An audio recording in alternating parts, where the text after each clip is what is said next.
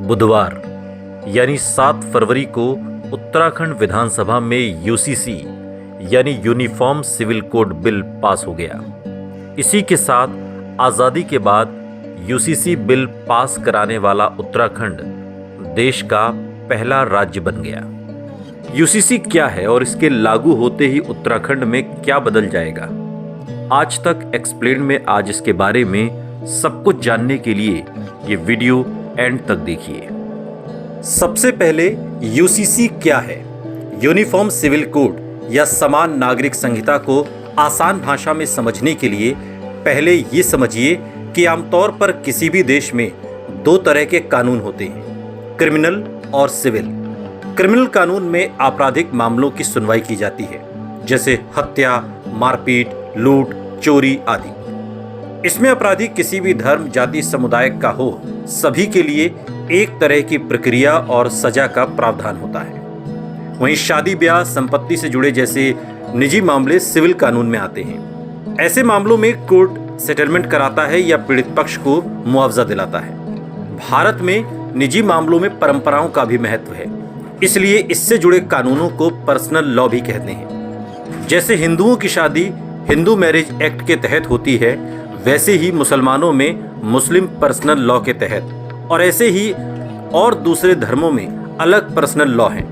लेकिन अब uniform civil code के लागू होने से उत्तराखंड के हर नागरिक के लिए निजी मामलों में भी एक समान कानून होगा। तो चलिए अब आपको बताते हैं कि यूसीसी लागू होते ही उत्तराखंड में क्या बदल जाएगा।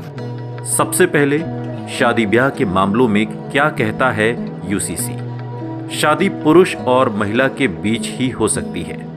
शादी के समय लड़का 21 साल और लड़की 18 साल की हो।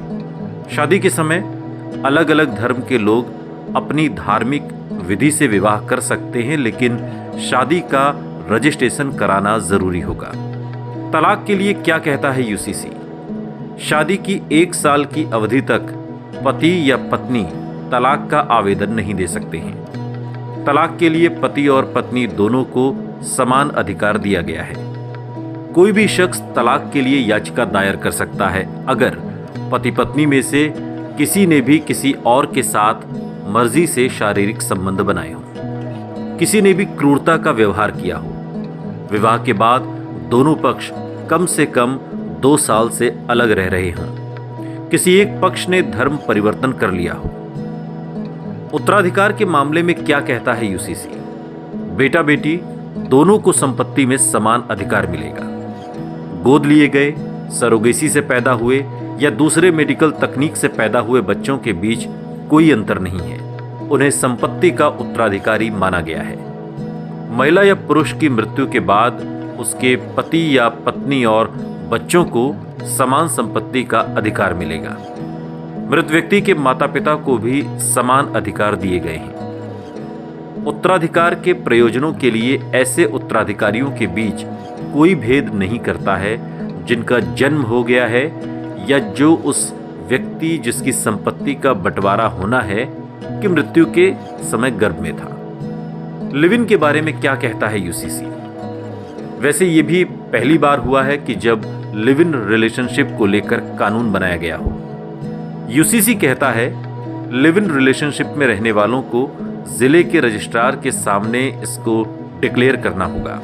यही नहीं, अगर इस रिलेशनशिप को खत्म करना चाहते हैं तो उसकी जानकारी भी देनी होगी।